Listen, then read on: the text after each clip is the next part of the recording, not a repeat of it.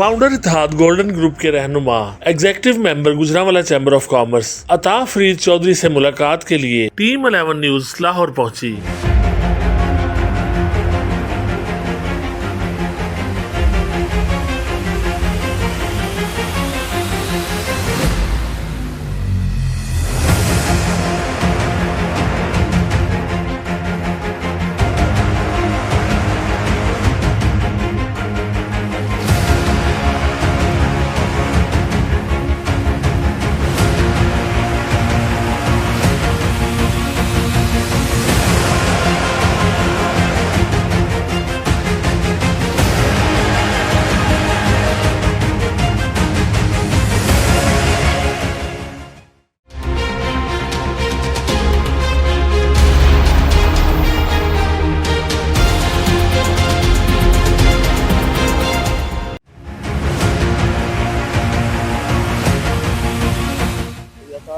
सब आपका शुक्रिया अदा करता हूँ। आपने आगे में वक्त दिया, फार्म हाउस में मौजूद है। आपका शुक्रिया जी। फरीद एग्रीकल्चर फार्म पे आपने आगे में दावत दी।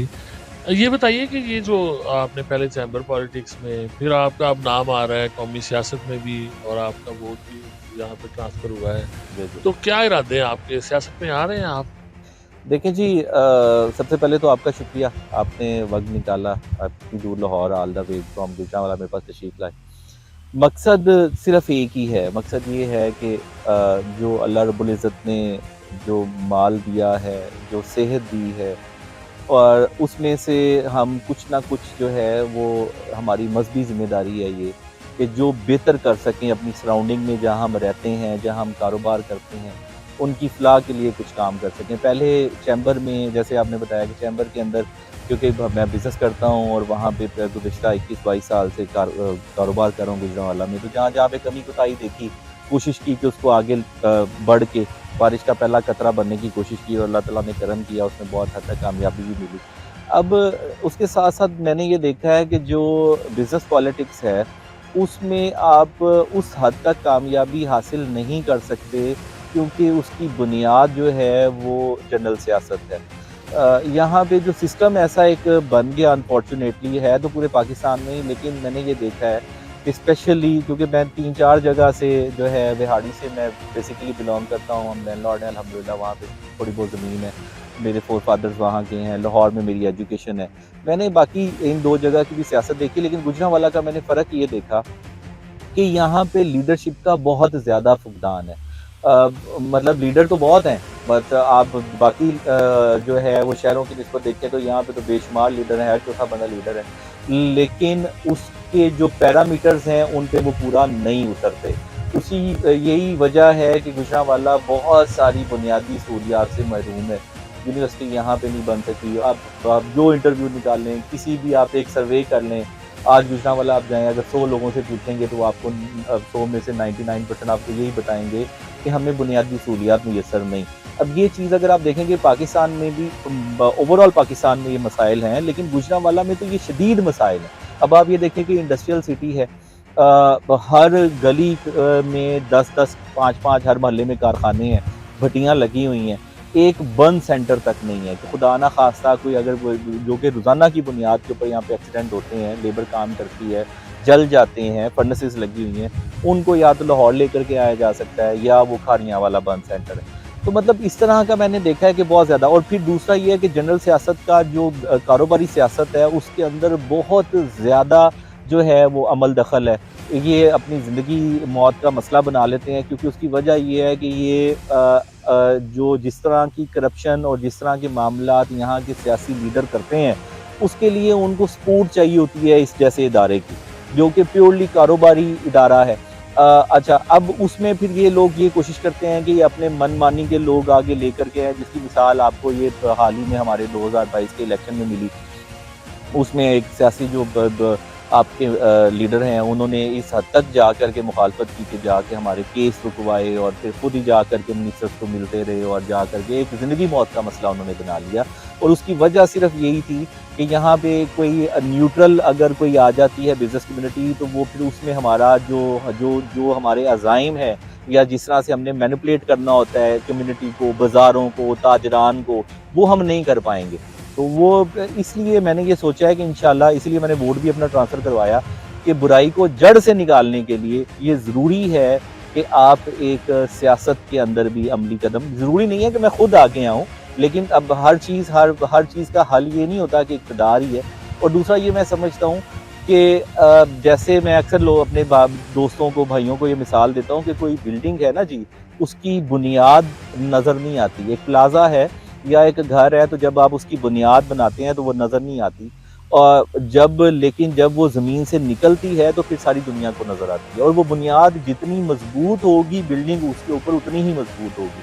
तो अभी तो मैं ये समझता हूँ कि हम बुनियाद के ऊपर काम कर रहे हैं। अल्लाह रब्बुल इज़्ज़त का करम है कि हमने बुनियाद एक अच्छी जो है वो बनाने की कोशिश की है, और उसमें हम किसी हद तक कामयाब भी हुए हैं। अब उसके ऊपर सियासी बिल्डिंग जब हम बनाएँगे तो सबको नज़र आएगी इंशाल्लाह। अच्छा, पिछले दिनों आपके व्लॉग्स हम देखते रहे हैं, आजकल भी आप बड़े जो हैं फ़ाल हैं सोशल मीडिया पर, अहम इश्यूज़ पर आप बड़ी गुफ्तगू वहाँ पे करते हैं। कुछ हक़ाइक़ आपने कहा था गैपको के बारे में, कुछ हक़ाइक़ आप वक़्त आने पे बताएँगे। वो वक़्त अब आ नहीं गया, इलेक्शन भी है और सियासत जो है मुल्क की, वो भी, उसमें भी बड़ी गरमा-गर्मी है। तो वो हक़ाइक़ आप क्यों छुपा के आपने रखे हुए हैं? क्या हक़ाइक़ हैं, लोगों को आप बताना चाहेंगे? सर, गुज़ारिश ये है कि जब आप पैदा होते हैं, जब अल्लाह रब्बुल इज़्ज़त दुनिया में भेजता है, तो आपको बोलने के लिए 2 साल दरकार होते हैं। 2 साल लगते हैं सीखने के लिए, बोलना सीखने के लिए। उसके बाद सारी उम्र गुज़र जाती है ये सीखते हुए कि कहाँ पे चुप करना है। तो गुज़ारिश ये है कि अभी जो है वो मामलात जो गैप्को वाले हैं, हमने मैं मे मेरा बेसिक मकसद क्या था? मकसद ये है और था कि लोगों को ये अवेयरनेस दी जाए कि आपके साथ ये जो सियासी आपके लीडर हैं, जो आप खिदमत के नाम के ऊपर वोट आपसे लेकर के जाते हैं, उसके बाद जब वो जा कर के एक ओहदा सँभालते हैं, इक़्तिदार में आते हैं, तो वो कैसे अपनों को नवाज़ते हैं, और फिर जो उनके अपने हैं, वो किस हद तक जाके करप्शन करते हैं। उसकी एक कड़ी थी, जिसका मैंने ये बताया कि जैसे चैम्बर के साबका सदर जो हैं, उनको जो है मिनिस्टर साहब ने एक एज़ाज़ी ओहदा दिया, और उसको गैप्को के ऊपर बिठाया, और उन्होंने क्या-क्या बेज़ाब्तियाँ की। अब वो क्या है कि उसके लिए हमने बहुत सारी चीज़ें इकट्ठे की और मज़ीद कर रहे हैं। उसका एक टाइम है जिसके बारे में बात करता हूँ कि अब आपको पता होना चाहिए कि कहाँ पे आपने बोलना है और कहाँ पे चुप करना है। मैं ये समझता हूँ कि ये मैं बोल के ज़ाया नहीं करना चाहता, सही वक़्त का इंतज़ार कर रहे हैं। इंशाल्लाह जैसे ही सही वक़्त आएगा तो वो सारे हक़ाइक़ कैंपेन का हिस्सा बनाएँगे और लोगों को बताएँगे कि ये ज़ुल्म आपके साथ होता रहा है, यहाँ-यहाँ पे आपका हक मारा गया है, यहाँ-यहाँ पे करप्शन हुई है, तो मुझे उम्मीद है तब लोगों को समझ भी आएगी। अभी वक़्त से पहले मैं बात इसलिए नहीं करना चाहता कि फिर वो बहुत सारी चीज़ें होती हैं जो अपनी अहमियत खो देती हैं, कुछ हमारे लोगों की याददाश्त भी थोड़ी बड़ी कम है, उसकी वजह ये है कि मसाइल बहुत ज़्यादा हैं, वो इन सारी चीज़ों को भूल कर के अपने मसाइल में पड़ जाते हैं। तो जब फ़ैसले का वक़्त आता है, जब तब लोगों को ये चीज़ें बताई जाएँ, तो फ़ैसला करते हुए उनको आसानी होती है। आपने सूबाई असम्बली के जो इलेक्शन है मुतवक्किल तौर पे, जिनका शेड्यूल भी आया हुआ है, उसमें आपने नॉमिनेशन पेपर्स नहीं जमा जी, करवाए। जी। जी, जी। तो क्या आप एनए का इलेक्शन लड़ना चाहते हैं, और अगर एनए का इलेक्शन लड़ना है, उसकी तैयारी मुकम्मल है और आप अनाउंस कर रहे हैं वो जल्द इलेक्शन के लिए? देखिए, मकसद हमारा ये है कि हमने कुछ बेहतर करना है इस शहर की भलाई के लिए। अगर अल्लाह अल्लाह रब्बुल इज़्ज़त ने हमें इज़्ज़त दी है, लोग हमें सराहते हैं, हमारी बातों को, मैं अक्सर ये व्लॉग करता हूँ, फिर इलेक्शन लड़ा, बहुत सारे लोग आते हैं, बहुत सारे सियासी लीडर भी आते हैं, बहुत सारी सियासी जमातों की तरफ से भी ऑफ़र आई, पीपल्स पार्टी की तरफ से एक बड़ी फ़र्म ऑफ़र आई। लेकिन मैं ये समझता हूँ कि इसके लिए भी अभी कोई सही वक़्त नहीं है। अभी हम एक टीम बना रहे हैं, हर चीज़ का एक वक़्त होता है। तो हम ये समझते हैं कि हम जब आएँ तो हम इस पूरी ताकत के साथ आएँ, पूरी तैयारी के साथ आएँ। और दूसरा, मेरा खुद बज़ाते खुद इलेक्शन में हिस्सा लेना, मैं ये समझता हूँ मेरे लिए इतना इम्पोर्टेंट, इतना मायने नहीं रखता। ये ज़रूर मायने रखता है कि जो लोग गलत हैं, ख़्वाह वो किसी भी पार्टी से हों, उनके खिलाफ आवाज़ उठाना, उनकी करप्शन को बेनकाब करना, लोगों तक उनका असल चेहरा पहुँचाना, ये सबसे बड़ा काम है। देखें, अगर तो मुझे ये सिर्फ़ इक़्तिदार की हवस हो, इक़्तिदार होना चाहिए, उसकी वजह ये है कि जब तक आपके पास इक़्तिदार नहीं होगा तो आप अपने एजेंडे को इम्प्लीमेंट नहीं कर सकते, आप लोगों की वो खिदमत नहीं कर सकते। लेकिन ये मैं समझता हूँ कि आखिरी स्टेप है, अगर ये पहला ही मेरी किस्मत में हो तो बड़ी अच्छी बात है, ये अल्लाह का करम है। लेकिन ये मैं समझता हूँ इसके लिए मेहनत की ज़रूरत है, हम मज़ीद मेहनत कर रहे हैं। लेकिन एक चीज़ जो है वो फ़ॉर श्योर है कि हमने इंशाल्लाह सियासत में, मैंने ज़ाती तौर पे बिल्कुल जो है वो हिस्सा लेना है, और वोट भी इसीलिए ट्रांसफ़र करवाया है, और हमने प्रॉपर कैंपेन करनी है। मेरा जो सियासी पार्टी, इसके साथ जो बहुत सारी मुशावरत भी होती है, उनको मैं यही कहता हूँ कि अच्छे चेहरे लाएं, सामने लेकर के आएँ, तो इंशाल्लाह उसमें हम अपना ज़ाती माली तौर पे भी, खुद भी, हमारी जो फॉलोअरशिप है वो भी, तो मैं ये समझता हूँ कि हम उसमें ज़ाती तौर पे मुझे सिर्फ यही है कि हम अमली सियासत में तो ये हो गया, हमारा शुरुआत हो गई कि हमने इनके खिलाफ, इनके जो पॉलिसीज़ हैं इनके खिलाफ, इनकी करप्शंस कैसे-कैसे ये इनका, इनसे क्या मुराद है? मतलब जो ज़ाहिर है जो इक़्तिदार में है, देखें, करना तो गलत उसी नहीं है ना जिसने इक़्तिदार में होना है। और दूसरी बात, ये भी बात मैं अपनी बात को थोड़ा सा आगे बढ़ाऊँगा कि सिर्फ इन्हीं को ही नहीं, जो इनकी ऑपोजिशन में है, जो जो अपोज़िट भी पार्टी, इक़्तिदार में रहा जो है और वो इक़्तिदार में रहा है वो भी, और ज़िम्मेदारों में शामिल है। हाँ, एग्ज़ैक्टली, जिसके पास कोई ना कोई ओहदा रहा है। पिछले दिनों बिज़नेस कम्युनिटी की नुमाइंदगी करते हुए एक तो आप बड़ा व्लॉग्स में आपने हुकूमत के बारे में, आपने यहाँ की जो वज़ारत ख़ज़ाना की जो पॉलिसियाँ थी, उसमें आपने कहा तो बिज़नेस कम्युनिटी जो है वो तबाह और बर्बाद हो गई है। बिल्कुल ऐसे ही। और आप प्रेस क्लब के वो सामने भी आपने मुज़ाहरा भी किया, वहाँ के बिज़नेसमैन भी गुजरांवाला के लाहौर आए, और वो क्या मामला था? वाक़ई बिज़नेस कम्युनिटी बर्बाद हो गई है? सर, गुज़ारिश ये है, देखें, इसके 2 पहलू हैं। पहला तो ये है कि जो आज मुल्की हालात हैं, उसमें हमारे जो स्पेशली हम गुजरांवाला की बात कर रहे हैं, गुजरांवाला के सियासी लीडर्स और गुजरांवाला चैम्बर ऑफ कॉमर्स का क्या किरदार रहा है। इस जो अभी मुल्की हालात हैं, उसमें जो गुजरांवाला चैम्बर ऑफ कॉमर्स है, जो कि बेसिकली नुमाइंदगी करती है बिज़नेस कम्युनिटी की, उसका ये काम है कि वो बिज़नेस कम्युनिटी के मसाइल को ऐवान बाला तक पहुँचाए।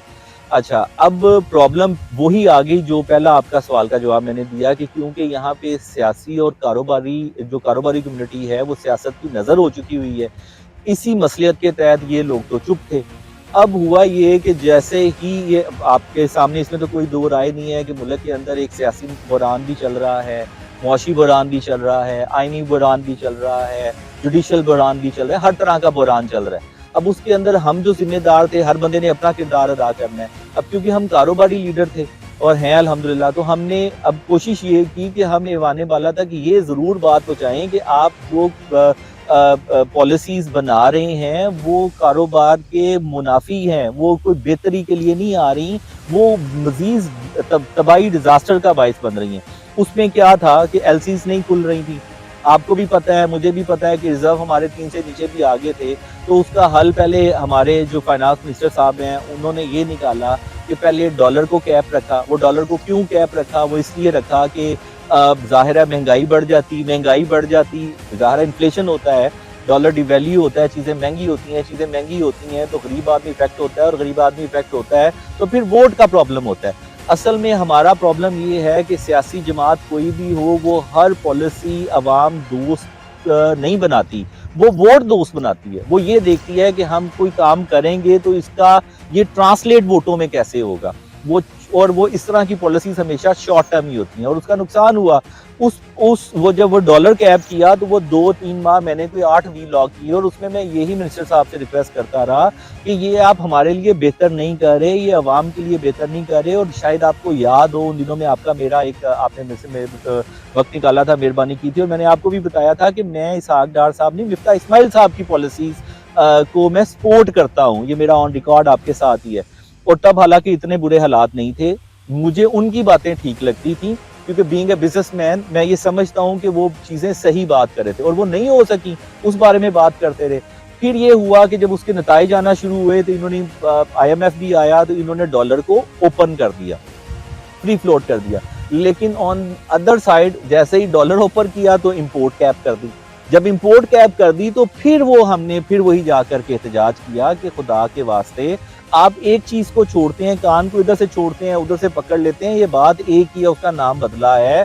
आप इंडस्ट्री को खत्म कर रहे हैं, और ये बेसिकली अब उसका हमारा सिंपल एक स्लोगन ये था, जो मैं आपको उसमें हमने जो एहतजाज किया प्रेस क्लब के सामने, और फिर उसके बाद हमारी गवर्नर स्टेट बैंक से भी मीटिंग हुई, सारे बात भी हुई, इसके खातर खा कोई नताइज सामने नहीं आए, लेकिन वो हम ये कहते थे कि आटा आएगा तो रोटी एक्सपोर्ट होगी। रॉ मटेरियल पाकिस्तान में सिवाय हम एग्रीकल्चर बेस्ड मुल्क हैं, हमारे यहाँ पे सिर्फ गंदम बनती है, कपास, एग्रीकल्चर बेस्ड कम्युनिटी है ना। आप कराची से बुलंद हैदर तक, कराची से आप केपीके तक चले जाएं तो आपको एक इंडस्ट्री नजर आती है, वो है एग्रीकल्चर इंडस्ट्री। और हमारे पास रॉ मटेरियल कोई भी नहीं है, रॉ मटेरियल बाहर से ही इंपोर्ट होना है। तो चाहे वो फार्मास्यूटिकल हो, वो आपका मेटल हो, कोई भी हो, आपके नॉन फेरस हो, आपकी प्लास्टिक इंडस्ट्री हो, तो रॉ मटेरियल इंपोर्ट होना है, उसने यहाँ पे मैन्युफैक्चर होना है, मुल्क की जरूरियात पूरी होनी है, उसके बाद जो सरप्लस होगा वो एक्सपोर्ट हो जाएगा। तो आप मेहरबानी फरमाएं कि वो जो इंडस्ट्री है, लोग भूखे मर गए, आप क्राइम रेट बढ़ जाएगा, एक एक इंडस्ट्री के अंदर हजारों लोग हैं जो काम करते हैं, रॉ मटेरियल नहीं आएगा, इंडस्ट्री बंद हो जाएगी। लेकिन यही बात हम करते रहे और आज आप देखें कि हालात ये हैं कि मुझे ऑन रिकॉर्ड में आपको बता रहा हूँ कि 70% इंडस्ट्री गुजरांवाला की बंद है। अगर आप गुजरांवाला की स्टील इंडस्ट्री की बात करें तो टोटल 65 यहाँ पे फर्नेसेस हैं, जिसमें से 60 बंद हैं। ये मैं आपको ऑन रिकॉर्ड बता रहा हूँ कि 65 फर्नेसेस हैं स्टील की, जिसके अंदर 60 बंद हैं। 65 वो 5 सिर्फ वो चल रही हैं जो सिर्फ बड़े इदारे हैं जो अपने पैसे के ऊपर चल रहे हैं। इसी तरह से सिरामिक की इंडस्ट्री है, इसी तरह से स्टेनलेस स्टील की अगर आप देखें तो वो गुलाम हुसैन जैद साहब, आपको पता है जी, हमारा वो उसको बड़े शुरू से माशाल्लाह उसको डील करते हैं। तो मेरी उनसे बात हो रही थी कि अगर 200 दुकान है तो उसमें से आप ये समझें कि 200 की 200 ही बंद है, क्योंकि वो इम्पोर्ट ही बंद हुई है। तो मतलब इस तरह के हालात जो थे उसके ऊपर आवाज़ उठाना बनता था। मैंने कोशिश की, मेरे दोस्तों ने कोशिश की, हमने आवाज़ उठाई, लेकिन मायूसी मुझे सिर्फ ये है कि गुजरांवाला चैम्बर ऑफ कॉमर्स, जिसका मैं एक मेंबर हूँ, एग्जीक्यूटिव मेंबर हूँ, इलेक्ट हुआ हूँ अल्हम्दुलिल्लाह, मेरे जो बाकी दोस्त हैं जो कि इस टाइम इक़्तिदार में बैठे हुए हैं, उन्होंने बिठा करके, एक जिसे मैं बार बार कहता हूँ, उसमें कोई बुरी बात नहीं है, अनपढ़ होना बुरी बात नहीं है, लेकिन जहाँ पे इतना आपके पास एक लॉट हो, पढ़े लिखी क़यादत की लॉट हो, तो आप एक अनपढ़ को, 5वीं फेल को ला करके इस अदालत की कुर्सी के ऊपर बिठा दें, तो उसका सिर्फ एक ही मकसद हो सकता है। वो मकसद और सिर्फ यही है कि आप अपनी पॉलिसीज को एक डमी के जरिए आप इम्प्लीमेंट करवाना चाहते हैं। और वही हुआ कि इन्होंने कोई किरदार अदा नहीं किया, इन्होंने कोई आवाज़ नहीं उठाई, क्योंकि ये समझते हैं कि हमने, जिन लोगों ने ला करके, मिनिस्टर साहब ने हमें बिठाया है, अगर हम उनके खिलाफ आवाज़ उठाएंगे तो वो हमें उठा देंगे। तो ऑब्वियसली ये वो सारी चीज़ें थी जिसने हमें और मुझे मजबूर किया कि अब आपको सियासत के अंदर भी अमली तौर पे आना पड़ेगा। नहीं, घोड़ा जो आपने पाल रखा है उसके बारे में कुछ बताएं। हाँ जी, वो घोड़ा जी, मुझे ये मेरे एक दोस्त है, उन्होंने मुझे, एनिमल भी एक एडिक्शन है और ये बड़ी पॉजिटिव एडिक्शन है। मुझे इस बात का नहीं पता था, मुझे को बहुत ज़्यादा लगाव नहीं रहा। ज़िंदगी लंबे सफ़र में आप बहुत सारी छोटी छोटी चीज़ें आती रहती हैं जो आप सीखते हैं। तो मुझे जब ये उसने गिफ्ट दिया, जब मैंने फार्म हाउस बनाया, तो मैंने पहले से सोचा गाँव भेज देता। तो मैंने जब रखा तो एक मोहब्बत होगी, एक उल्फत होगी। तो ये अल्हम्दुलिल्लाह एक सुन्नत भी है और एक प्यार भी फिर उसके साथ हो गया, एडिक्शन हो गई। और दूसरा मैं ये समझता हूँ कि जब आपको इस तरह का एनवायरनमेंट मिलता है तो फिर आपको आपका विजन जो थोड़ा सा, आपकी दिमाग की गिरहें खुलती हैं, आपको सोचने में आसानी होती है, आप अल्लाह रब्बुल इज़्ज़त का शुक्र अदा करते हैं, उसकी नेमतों का।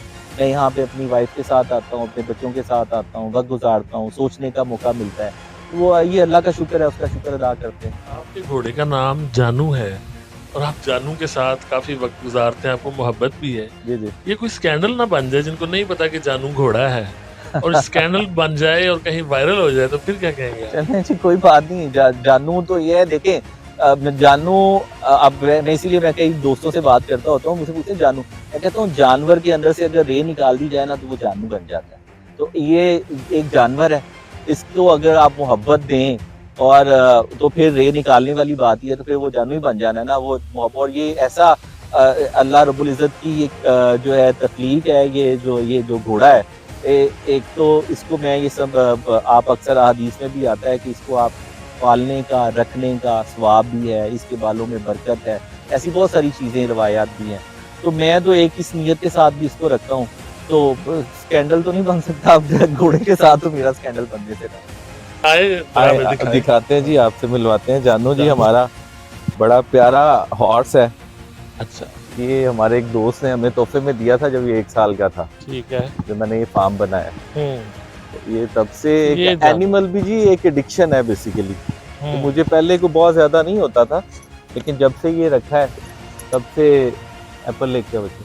अच्छा, ये आपका जानू है? ये जी हमारा जानू है। जानू की कितनी उम्र है? ये जी अभी आप इसे कह लें कि ये 2.5 साल का है, 3 साल का होना है तो इसमें। आप ये सेब खिला रहे हैं? जी जी जी, माशाल्लाह। ये जी अभी। और क्या क्या खाता है ये जी चने खाता है, ये बाकी तो आम चारा ही खाता है। ज्यादा ये इस टाइप की जो ट्रीट है वो जब मैं आता हूँ तो मैं खिलाता हूँ इसको। अच्छा, जी। तकरीबन 2.5 साल इसकी हाँ जी, उम्र जी, है 2.5 साल इसकी एज है। और आपका ये जाता है। तो ये और बड़ा मैंने ये देखा कि ये बड़ा अच्छा, पहले मैं इसको नहीं कर रहा था, ये हुँ, शौक नहीं था मुझे ना। जब इसको रखा है इसके साथ, मैं देखा कि ये वाक़ई अल्लाह ताला ने ना इसमें बरकत रखी है, हुँ। और आप इसके साथ वक़्त गुज़ारते हैं तो आपकी बहुत सारी जो है वो टेंशन दूर होती हैं। अच्छा, आप रिलैक्स फ़ील ये भी करते हैं। आपको हाँ, हाँ। बिलीव है हाँ, इसमें? बिल्कुल है, बिल्कुल ऐसे ही है। तो और आपका ये वैसे भी आपको दोस्त पता है बन कि गया हाँ, मतलब। दोस्त बन गए, वैसे भी सुन्नत है, आपको पता है अल्हम्दुलिल्लाह। इस नीयत के साथ रखा जाए तो फिर वो नेकी भी है।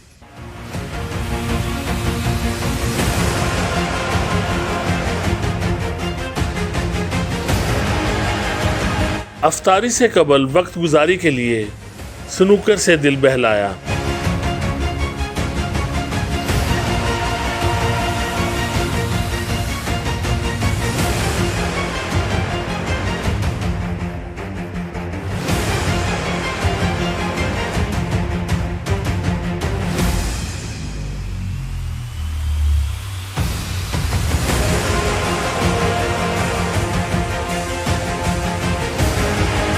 टीम 11 न्यूज़ के लिए घर में अफ्तारी का एहतमाम किया।